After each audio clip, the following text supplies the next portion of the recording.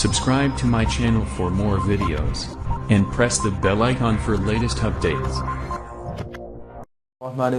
अस्सलाम वालेकुम dear student. आज का जो हमारा टॉपिक है वो इस चैप्टर का लास्ट टॉपिक है। इसमें हमने दो बिहेवियर्स का डिफरेंस डिस्कस करना है। इंस्टिंक्टिव बिहेवियर क्या होता है और लर्निंग बिहेवियर क्या होते हैं। इस टॉपिक को लर्न करने से पहले, इस टॉपिक को सुनने से पहले आप लोगों ने जो इंस्टिंक्टिव बिहेवियर का जितने प्रीवियस लेक्चर हैं और इसी तरह लर्निंग बिहेवियर के जितने भी प्रीवियस लेक्चर है वो सुनने हैं। उसकी वजह ये है कि वहाँ चीज़ें एक्सप्लेनेशन के साथ दी गई हैं, यहाँ जस्ट ब्रीफली दी गई हैं।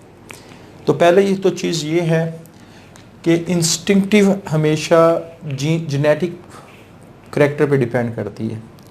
जिसके जीन्स जितने ज़्यादा अच्छे होंगे उसका इंस्टिंक्टिव बिहेवियर उतना ही ज़्यादा अच्छा होगा।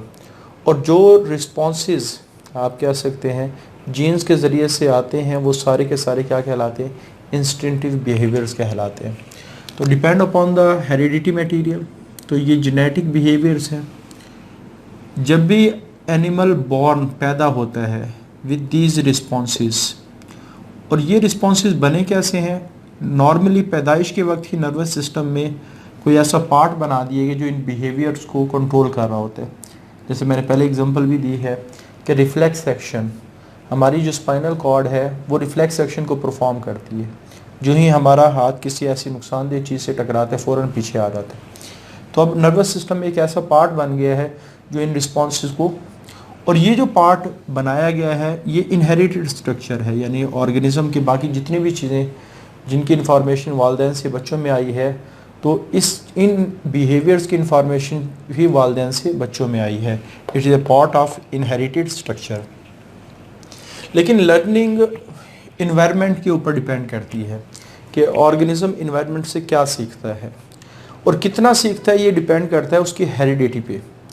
जैसे आपने देखा होगा टीचर एक लेक्चर डिलीवर करता है, अब एक क्लास है उसमें 50 स्टूडेंट है, तो बाज़ उस लेक्चर का 80% हिस्सा सीख रहे होते हैं और बाद ऐसे 0% सीख रहे होते हैं। तो ये जो सीखने की एबिलिटी है, किसी भी काम को सीखने की एबिलिटी है, ये हर ऑर्गेनिज्म की, हर एनिमल की, हर इंसान की डिफरेंट है। और ये किस पे डिपेंड करती है, ये जीन्स पे डिपेंड करती है कि उसकी जेनेटिक्स कैसी है। बाद स्टूडेंट ऐसे मेहनत नहीं करते लेकिन इतने आउट क्लास इंटेलिजेंस रखते हैं कि एक टॉपिक भी थोड़ा सा पढ़ लेते हैं फ़ौरन उनको याद हो, और बाद इतना रट्टा भी लगा रहे होते हैं, बार बार उसको पढ़ भी रहे होते फिर भी याद नहीं होता। यानी हम कहते हैं ना उसका जो दिमाग है वो बड़ा तेज़ चलता है, हल्का चलता है। तो लर्निंग हमेशा इन्वायरमेंटल इन्फ्लुएंस पे डिपेंड करेगी। लेकिन कितनी लर्निंग होगी, ability to modify the behaviour, कितना कुछ ऑर्गेनिज्म बिहेवियर के लिहाज से सीखेगा डिपेंडिंग अपॉन द हेरिडिटी, वो उसके जीन्स पे डिपेंड करते हैं। एक्सपीरियंस, इसका कोई एक्सपीरियंस इनेट बिहेवियर पे कोई इन्फ्लुएंस नहीं डालते। ऑब्वियस इन्फ्लुएंस ऑफ एक्सपीरियंस, जो एक्सपीरियंस है तजर्बात का यहाँ इफ़ेक्ट होता है। जैसे फॉर एग्ज़ाम्पल मैंने पहले भी एग्ज़ाम्पल दिया है, खाने के केस में आपने एक होटल से खाना किया, उसके बाद दूसरे होटल से खाना किया, जिस होटल का खाना अच्छा लगेगा अगली दफ़ा आप उसी होटल पे जाएंगे। लेकिन यहाँ जैसे शेर है, आप उसको जितना मर्ज़ी कोशिश करें कि घास, अच्छे किस्म का घास खिलाने की, वो कभी नहीं खाएगा। ठीक है, कभी नहीं खाएगा। अगर ज़बरदस्ती मुँह में डाल भी दे फिर भी दोबारा नहीं कभी खाएगा। तो जो वो अपनी ज़िंदगी से कुछ नहीं सीखता, यहाँ सीखा जाता है। ठीक है। सिलेक्शन टाइम, यानी ये बिहेवियर्स बने कब हैं, depend upon the selection operation. यहाँ सिलेक्शन का ऑपरेशन हुआ है ड्यूरिंग हिस्ट्री ऑफ स्पीशी। जब ऑर्गेनिज्म की एवोल्यूशन हुई उस वक्त ये बिहेवियर उनके लिए सिलेक्ट किए गए। फिर हर गुजरती जनरेशन के बाद इनमें मज़ीद बेहतरी से बेहतरी आ रही है। Help in adaptability in the environment, और इसकी वजह से वो इन्वायरमेंट को अडॉप्ट करने की, इन्वायरमेंट के मुताबिक ज़िंदा रहने की सलाहियत रखते हैं। ये ऐसे आप कह सकते हैं बिहेवियर्स हैं जो ऑर्गेनिज्म अपनी ही ज़िंदगी में सीखता है। ये तो जेनेटिकली ट्रांसफ़र हो रहे होते हैं ना, एक स्पीशी के एक मेंबर में, फिर उसकी अगली जनरेशन में, उसके अगली जनरेशन में जीन्स के ज़रिए से जा रहे होते हैं। लेकिन इसमें क्या होता है कि एक ऑर्गेनिज्म अपनी ज़िंदगी में ये सारे काम सीखता है और जब वो मर जाता है उसके बच्चों के ऊपर उस एक्सपीरियंस का, उस तजर्बात का, उस लर्निंग का कोई असर नहीं होता। ये बिल्कुल इसी तरह है जैसे डॉक्टर का बेटा वो भी अनपढ़ पैदा होता है, इंजीनियर का बेटा वो भी अनपढ़ पैदा होता है, प्रोफेसर का बेटा वो भी अनपढ़ पैदा होता है।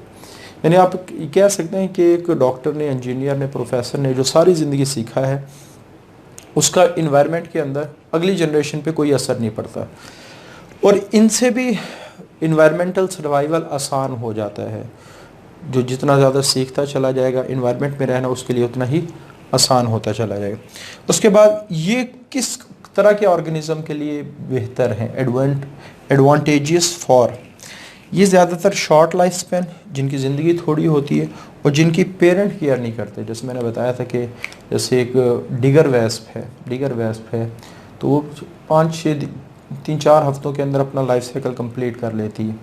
अब एक चूज़ा है वो जब अंडे से निकलता है, अब वो चूज़ा किस मुर्गी अंडा किस मुर्गी का है नहीं पता। और जब चूज़ा निकल के बाहर आता है, अब उस चूज़े को बाद दफ़ा तो चूज़ा मशीन से भी बाहर आ सकते हैं, यानी आप कह सकते हैं अंडों को इनक्यूबेटर में रखा जाता है, वो फिर 21 दिन तक जो अंडे इनक्यूबेटर में रखे गए, मशीन में रखे, उनसे चूज़े बाहर आ रहे होते। अब वो जो चूज़े बाहर आते हैं उनके पेरेंट्स नहीं हैं, लेकिन उसके बावजूद भी वो काफ़ी सारी चीज़ें सीख के आते हैं कि कैसे चलना है, कैसे खाना है, बिल्ली आए उससे कैसे डरना है, ये सारी चीज़ें सीख के आते हैं। तो आमतौर पे जिनका लाइफ स्पैन शॉर्ट होता है वो ज़्यादातर चीज़ें खुद ही सीख के आते हैं, बस ज़िंदगी में आए, काम किया और फिर चले गए।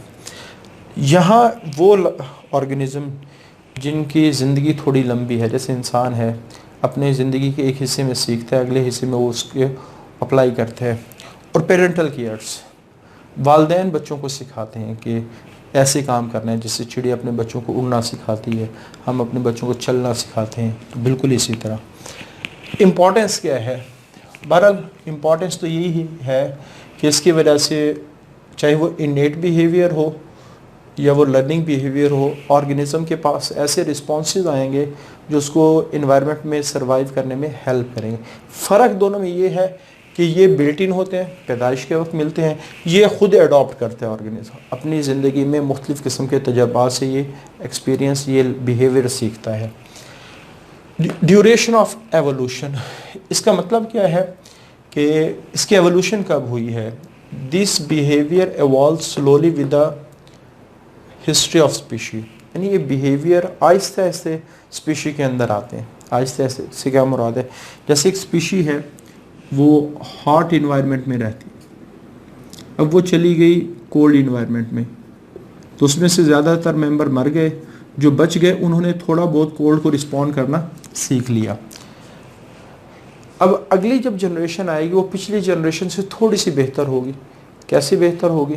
कि वो कोल्ड को थोड़े अच्छे अंदाज में, अब करते करते एक ऐसी जनरेशन आएगी जो कोल्ड को, सर्दी को बहुत अच्छे अंदाज में टॉलरेट कर सकती है। तो इस तरह ये आहिस्ता आहिस्ता ये इनकी एवोल्यूशन होती है। पहले जब सबसे पहले ये कोई भी बिहेवियर बनता है किसी भी स्पीशी के अंदर, उसकी क्वालिटी इतनी अच्छी नहीं होती, अगली जनरेशन में उससे अच्छी, अगली जनरेशन में उससे अच्छी, ऐसे ही काम चलता जाता है। लेकिन ये यहाँ तो सारा कुछ ही ऑर्गेनिज्म सिर्फ अपनी ज़िंदगी में सीखता है। मेहनत ज़्यादा करेगा ज़्यादा सीखेगा, कम मेहनत करेगा कम सीखेगा, ज़्यादा मूवमेंट करेगा ज़्यादा सीखेगा, कम मूवमेंट करेगा कम सीखेगा। और कितना सीखेगा ये डिपेंड करता है उसके जेनेटिक मेकअप पे। जैसे मैंने अभी एग्जांपल दी है कि बाज़ लोग बहुत ज़्यादा सीखते हैं एक ही क्लास से, और बाज़ स्टूडेंट बिल्कुल भी नहीं सीखते, क्लास वही होती है। तो ये जेनेटिक्स पे डिपेंड करता है। एग्जांपल में हानी बीज, जैसे हानी बीज विंग मसल कैसे बनाती है, यानी अपने परों की मसल कैसे बनाती है, और फिर परों से उड़ना कैसे सीखती है, ये उसका इनेट बिहेवियर है। परों की मसल्स बनाना, परों के ज़रिए से उड़ना, ये आप कह सकते हैं उसका इनेट बिहेवियर। उसके बाद ये फिर फूलों की तरफ जाना इसका, और फूलों से पोलन और नेक्टर लेके वापस आना, ये भी आप कह सकते हैं उसका इनेट बिहेवियर, ऑटोमेटिकली हो रहा है।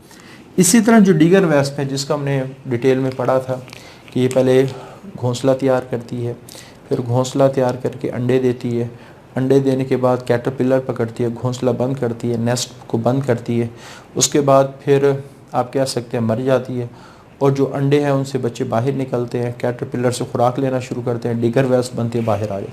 अब ये सारा काम उसके इनेट बिहेवियर्स में आता है। लेकिन कुछ चीज़ें वो अपनी ज़िंदगी में फिर भी सीखती हैं। जैसे घोंसला बनाया एक जगह, जब वो कैटरपिलर लेने के लिए गई, अब उसको याद रहता है कि उसने घोंसला कहाँ बनाया था। तो ये कुछ चीज़ें वो थोड़ा बहुत सीखती है, लेकिन ज़्यादातर उसके अंदर जो बिहेवियर है वो सारे क्या है, इनेट या इंस्टिंक्टिव बिहेवियर है। जी, लर्निंग बिहेवियर में हमने 3-4 एग्जांपल्स डिस्कस की थी। जैसे पेवलोव ने एक्सपेरिमेंट किया था कि वो कुत्तों के सामने बेल बजाता फिर खाना देता। एक दिन उसने बेल बजाई, खाना नहीं डाला, लेकिन कुत्तों के मुंह में सलाइवा सिक्रेशन फिर भी हुई। उसके बाद कैट्स के बारे में हमने डिस्कस किया था कि कैट्स को जब भी, बिल्ली को जब भी पिंजरे में रखा जाता है वो उससे निकलने के लिए कोशिश करती है। अचानक ही उसका पाँव लीवर पे आ जाता है, पिंजरे का दरवाज़ा खुल जाता है, वो बाहर आ जाती है। अगली दफ़ा जब रखेंगे तो इसका मतलब है वो पहली कोशिशों में उसने काफ़ी कुछ सीख लिया है। अब क्या करेगी कैट, जो ही उसको दोबारा उस पिंजरे में रखा जाए वो डायरेक्टली दरवाजे के पास आके लीवर को प्रेस करेगी, बाहर आ जाएगी। क्रॉलिंग स्नेल, ये हमने डिस्कस किया था कि जब एक शीट के ऊपर स्नेल क्रॉल कर रहा हो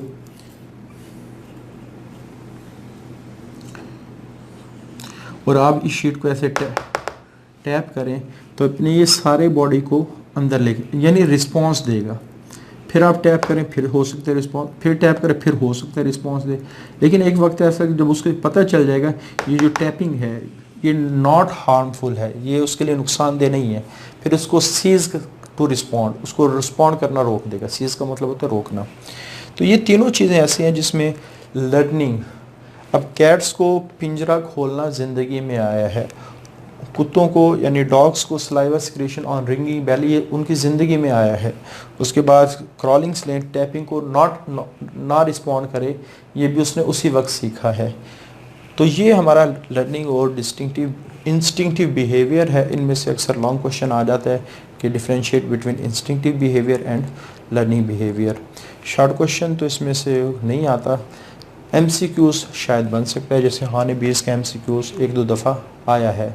आज के लिए इतना ही। चैप्टर 17 एंड हो गया है। इसके बाद हमने चैप्टर 18 स्टार्ट करना है, वो भी इम्पॉर्टेंट चैप्टर है, उसको इंशाल्लाह अगले लेक्चर में स्टार्ट करेंगे। आज के लिए इतना ही। अल्लाह हाफिज़।